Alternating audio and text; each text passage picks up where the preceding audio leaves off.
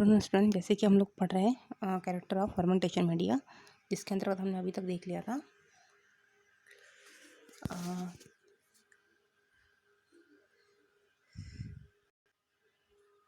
जिसके अंतर्गत अभी तक हमने देख लिया था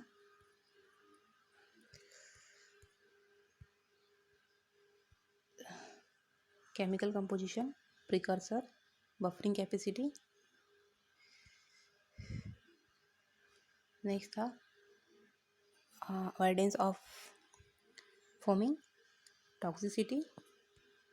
नेक्स्ट था कंसिस्टेंसी, कंटामिनेशन। नेक्स्ट था रिकवरी।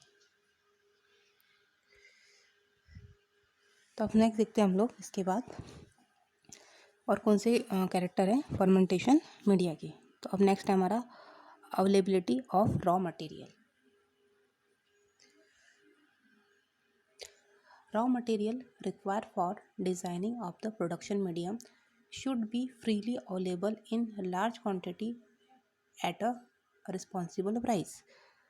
जो रॉ मटेरियल है require for designing of the production medium, raw material भी एक इम्पॉर्टेंट कैरेक्टर होता है फर्मेंटेशन मीडिया का, और इसे ये freely available in large quantity at a responsible price. ये जो इसका यूज़ होता है वो कैसा होता है, लार्ज क्वांटिटी में होता है। ठीक है, तो इस प्रकार जो रॉ मटेरियल होता है एक इम्पोर्टेंट कैरेक्टर होता है फर्मेंटेशन मीडिया का।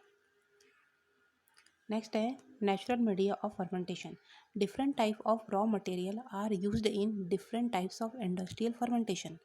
मतलब जो डिफरेंट टाइप की जो रॉ मटेरियल होते हैं उनका यूज़ किया जाता है डिफरेंट टाइप के इंडस्ट्रियल फर्मेंटेशन प्रोसेस में।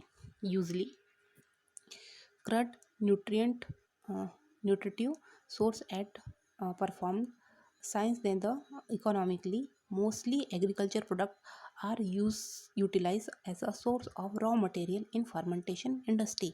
Mostly जो क्रूड न्यूट्रिटिव होते हैं या क्रूड न्यूट्रिएंट सोर्स जो होते हैं जिसका यूज़ किया जाता है या इसे प्रेफर किया जाता है। इसके अलावा मोस्टली एग्रीकल्चर जो प्रोडक्ट होते हैं, है ना, इसका यूज़ किया जाता है फर्मेंटेशन प्रोसेस में मोस्टली, और ये जो है इजीली भी मिल जाते हैं और इनका जो रेट होता है वो ज़्यादा कॉस्टली नहीं होता। तो इस प्रकार जो एग्रीकल्चर प्रोडक्ट होते हैं मोस्टली इनका यूज़ किया जाता है फर्मेंटेशन प्रोसेस में। नेक्स्ट बात करते हैं कार्बन सोर्स की। तो carbon and nitrogen source are essentially in fermentation media for the growth of microorganism. Carbon and जो नाइट्रोजन सोर्स होते हैं इनका इजीली यूज़ किया जाता है फर्मेंटेशन मीडिया में। ठीक है, क्योंकि जो कार्बन एंड नाइट्रोजन सोर्स होते हैं ये इजीली यूज़ किए जाते हैं फर्मेंटेशन मीडिया में। और क्यों यूज़ किए जाते हैं, कार्बन एंड नाइट्रोजन सोर्स है किसके लिए यूज़ किए जाते हैं, ग्रोथ ऑफ माइक्रो ऑर्गेनिज्म के लिए। मतलब माइक्रो ऑर्गेनिज्म की ग्रोथ अच्छे से हो, प्रॉपर तरीके से हो, इसीलिए यूज़ किया जाता है carbon source and nitrogen source का एज अ फर्मेंटेशन मीडिया में। They are certain carbon and nitrogen source used in the fermentation media.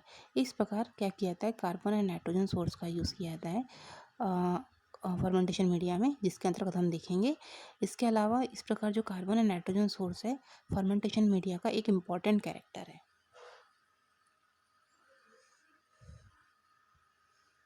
तो इसी के अंतर्गत देखिए पहला जो है हमारा स्टार्ची मटेरियल। तो देखो स्टार्ची मटेरियल में किसका यूज़ किया जाता है, sugar cane, sugar beet, molasses and fruit juice में be included in the categories. मतलब इनका यूज़ किया जाता है रॉ मटेरियल के रूप में। जैसे कि स्टार्ची मटेरियल के अंतर्गत क्या आते हैं हमारे, शुगर कैन आता है, शुगर आता है, beet, molasses and fruit juice, इन सबको क्या किया जाता है, इंक्लूड किया जाता है। इसके अलावा अगर हम इसको वन बाई वन देखें, जैसे कि मोलेसिस है, तो मोलेसिस को देखिए तो molasses is a by product of the cane and beet sugar industry. जो मोलेसिस होता है वो कैसा होता है, बाई प्रोडक्ट होता है ना, cane beet and sugar industries के लिए। It is recovered at any one of several stage in the sugar refining process. Sugar refining की प्रोसेस के लिए भी ये इसका यूज़ किया जाता है। Chemical composition of sugar cane black strip in variable, it depend on the quality and variety of can but also one of the process involved in manufacturing of the sugar. About 95% the of the total sugar in can molasses is fermentable. मतलब 95% जो sugar होती है, total sugar use की जाती है इसमें molasses fermentation में. It is particularly rich in, ये जो मोलेसिस होता है रिच होता है किसका, बायोटिन का. बायोटिन का रिच होता है. इसके अलावा इसमें pantothenic acid, thiamine, phosphorus and sulphur, इसकी क्वांटिटी भी इसमें पाई जाती है ना. The organic nitrogen content is less than beet molasses. जो ऑर्गेनिक नाइट्रोजन कंटेंट होते हैं वो लेस अमाउंट में पाए जाते हैं बीट मोलेसिस में, since it does not contain betaines but the substance is not assimilated by the yeast. ठीक है, तो ये था हमारा मोलेसिस. नेक्स्ट देखते हैं बीट मोलेसिस. ठीक है, तो जो बीट मोलेसिस है are produce by the same process employ of cane molasses. मतलब सेम प्रोसेस होती है जैसे हम मोलेसिस का यूज़ करते हैं उस प्रकार बीट मोलेसिस का यूज़ भी करते हैं ऐसा फर्मेंटेशन मीडिया में. इसमें क्या क्या पे आता है, एक तो विटामिन सच है जैसे कि बायोटिन हो गया, पायरोडॉक्सिन हो गया, थायमीन हो गया, पेंटोथेनिक हो गया, pantothenic acid and inostills are present in beet molasses also. Beet molasses have limited biotin, therefore in fermentation involving yeast culture, a small amount of can backstrips, molasses or other biotin supplement material should be incorporated in the production medium.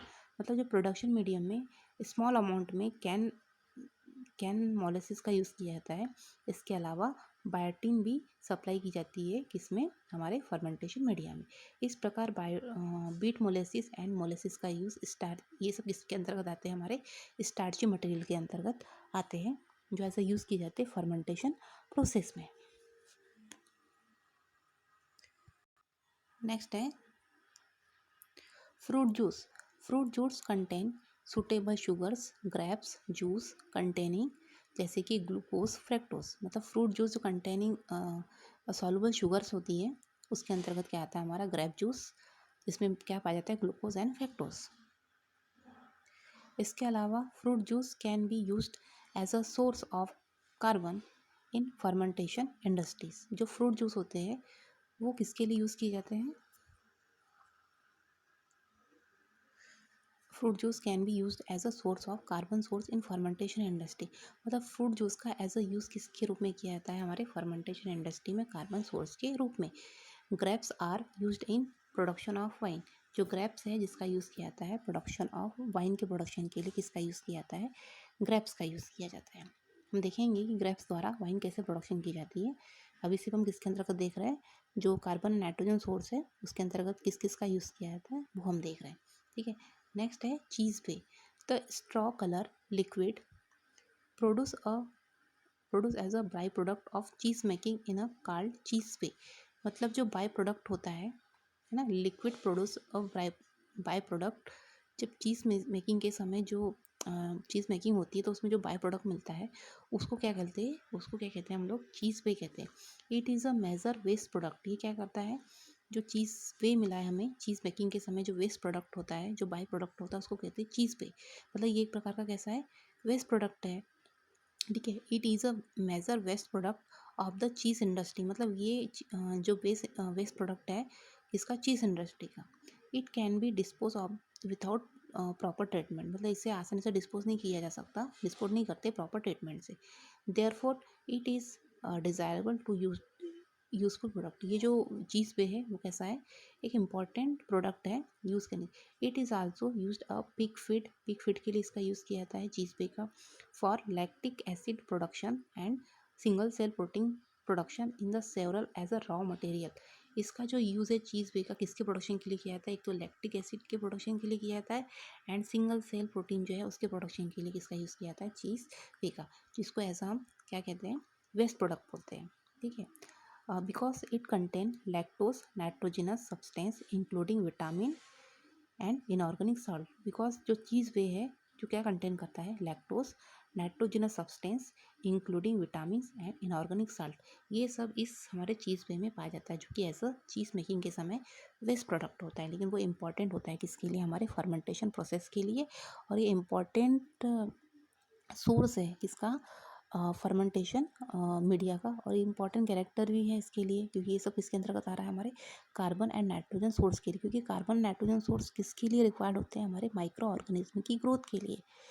तो जो requirement होती है, उस requirement के लिए चीज़ वे भी एक important media है, इम्पॉर्टेंट न्यूट्रिएंट है, जो यूज़ किया जाता है एज अ फर्मेंटेशन मीडिया में। ये भी इम्पॉर्टेंट कैरेक्टर होता है किसका, फर्मेंटेशन मीडिया का। तो इसके आगे हम देखेंगे और भी किस किस का यूज़ किया जाता है नेक्स्ट लेक्चर में।